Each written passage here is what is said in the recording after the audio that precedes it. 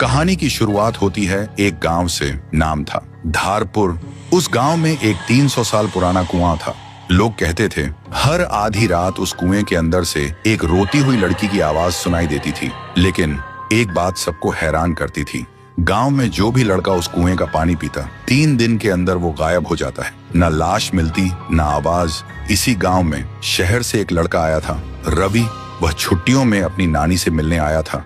उसने सुना था कि लोग अब भी उस कुएं से डरते हैं, लेकिन रवि सोचते हैं डर सिर्फ अंधविश्वास है और कुछ नहीं। एक दिन धूप में घूमते हुए रवि को प्यास लगी और बिना किसी से पूछे वो सीधा उस श्रापित कुएं से पानी पीने चला गया। जैसे ही रवि ने कुएं में झांका, उसकी आंखों के सामने कुछ सुनहरा चमका और पानी में एक लड़की का चेहरा दिखाई दिया, रोता हुआ, आंसुओं से भरा हुआ। रवि घबरा गया और तुरंत वहां से भाग गया। उस रात उसे नींद नहीं आई। हर वक्त लगता कोई उसे देख रहा है और बुला रहा है। अब उसे भी डर लगने लगा था।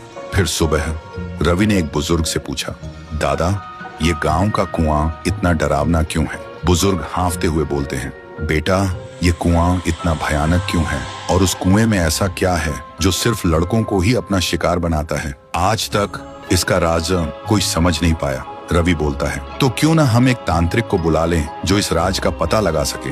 फिर गांव के सभी लोग इकट्ठा होते हैं और एक तांत्रिक को भी बुलाया गया था। तांत्रिक आंखें बंद करता है और कांपते हुए कहता है, ये तो बहुत ही भयानक है। कुएं के अंदर जो भी है वो मेरे बस के बाहर है। और वो तांत्रिक तुरंत गांव छोड़ के चला जाता है। गांव वालों के चेहरे पे डर और गहरा हो जाता है। लेकिन रवि के मन में अब सवाल उठते हैं, उस दिन मैंने जो देखा, क्या वो सिर्फ मेरा वहम था? और आज तांत्रिक ने क्या देखा जो डर के भाग गया? उसी दिन अमावस्या की रात थी। रवि कुएं के पास एक पेड़ के पीछे छुप जाता है। ठीक आधी रात को कुएं के अंदर से एक अजीब सी आवाज आती है और तभी कुएं के अंदर से एक लड़की बाहर निकलती है। वो डरावनी थी, लेकिन उसकी आंखों में सिर्फ दर्द था। थोड़ी देर बाद एक लड़का बाइक लेकर गांव से गुजरता है। वो लड़की अचानक उसके सामने आ जाती है। लड़का तुरंत ब्रेक लगाता है, लेकिन कुछ ही पल में वो उसे गायब कर देती है। रवि ये सब देखकर हैरान रह जाता है। उसके दिमाग में एक ही सवाल घूमता है, ये कौन है और सिर्फ लड़कों को ही क्यों अपना शिकार बना रही है, लड़कियों को क्यों नहीं?